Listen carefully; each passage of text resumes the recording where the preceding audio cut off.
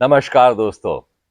छोटी कहानी बड़ी सीख में आप सबका प्यार भरा स्वागत है। How are you all? Hope you are doing well. Stay blessed. तो चलिए शुरू करते हैं आज की छोटी कहानी।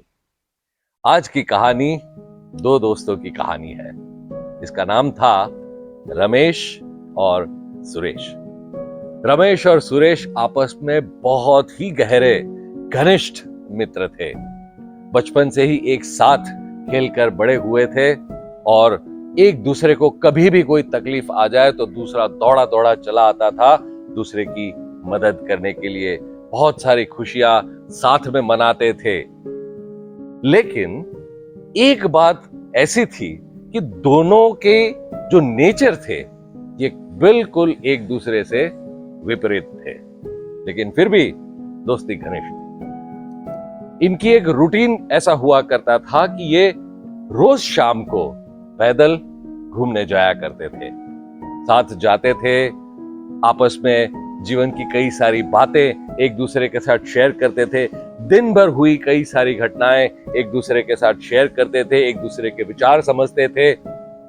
और ऐसे ही एक शाम दोनों बाहर जाने के लिए जब निकल रहे थे तो सुरेश ने अचानक देखा कि बादल छाए हुए थे आसमान में। तो सुरेश ने रमेश से ये कहा कि रमेश, आज हम नहीं जाते, हो सकता है शायद आज बारिश हो और बारिश होगी तो मजा नहीं आएगा। रमेश ने कहा, नहीं सुरेश, चलते हैं, कुछ नहीं होगा।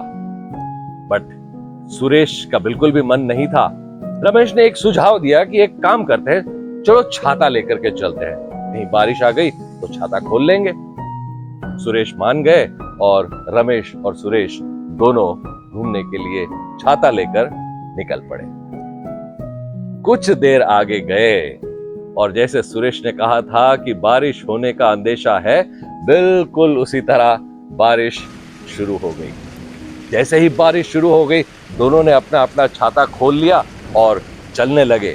लेकिन सुरेश ने तो कहा था कि बारिश होगी तो मजा नहीं आएगा। बस अब क्या था, सुरेश को धीरे धीरे आने लगा गुस्सा। बड़ी जोर जोर से कहने लगा कि क्यों ये अचानक बारिश आ जाती है, ये बिन मौसम की बारिश पता नहीं कहां से आ गई, कपड़े खराब हो जाएंगे, हम सारे के सारे गीले हो जाएंगे, पता नहीं क्यों ये बारिश आ जाती है।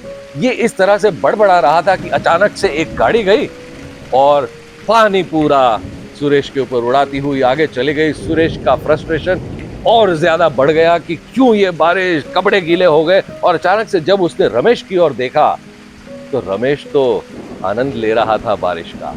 छाते के बाहर हाथ निकाल करके पानी में अपना हाथ भिगो रहा था। एक छोटा सा पानी का पडल दिखा तो उसमें भी कूदकर मजे ले रहा था, एक छोटे बच्चे की तरह। जैसे पानी में कूदा तो वो पानी भी सुरेश के ऊपर उड़ा और सुरेश फिर गुस्सा हो गया। रमेश, क्या कर रहे हो? रमेश ने कहा, मजे ले रहा हूं बारिश के। सुरेश ने कहा, रमेश तू जानबूझकर कर रहा है, तुझे पता है मुझे गुस्सा आ रहा है और इसीलिए तू ये सब कर रहा है। इतने में रमेश ने गाने की शुरुआत कर दी, रिम झिम गिरे सावन। अब तो सुरेश का गुस्सा बिल्कुल आपे से बाहर हो गया। सुरेश ने कहा, तू मुझे गुस्सा करने के लिए ये सारी चीजें कर रहा है, तू क्यों ऐसा करता है? इस तरह से बारिश आ रही है, मैं गीला हो रहा हूं और फिर तू मजे ले रहा है। शांति से रमेश ने सुरेश को जवाब दिया और सुरेश से कहा, सुरेश देख, ये जो बारिश हो रही है ना, क्या ये हमारे कंट्रोल में है? क्या ये हमारे काबू में है? क्या मैं इंद्रदेव हूं जो बोलूं रुक जा और रुक जाए, या मत आओ तो मत आए? नहीं ना। क्या कर सकते हैं? बारिश को होना था, बारिश हुई, लेकिन बारिश होने के बाद किस तरह से हम अपनी प्रतिक्रिया देते हैं ये तो हमारे हाथ में है। बारिश को रोकना तो हमारे हाथ में नहीं। अब देख, पिछले आधे घंटे से बारिश हो रही है, इसलिए तू चिल्ला रहा है, तू गालियां दे रहा है, तू किसी को कुछ कह रहा है, अपने आप पे गुस्सा हो रहा है, मुझ पर गुस्सा हो रहा है। क्या मिला तुझे? मुझे देख, मैं मजे ले रहा हूं, मैं आनंद ले रहा हूं, लुत्फ उठा रहा हूं इस बदलते मौसम का। इतना मजा आ रहा है, लोग भी देख किस तरह से भीगते हुए खुश होकर जा रहे हैं। तो सुरेश, ये जो घटनाएं हमारे जीवन में होती है, ये घटनाएं हमारे काबू में तो नहीं है, लेकिन उसकी क्या हम प्रतिक्रिया देते हैं, क्या हम खुश रहते हैं या हम दुखी रहते हैं, ये हमारे हाथ में जरूर है। तो दोस्तों, इस छोटी सी कहानी की बड़ी सीख क्या है?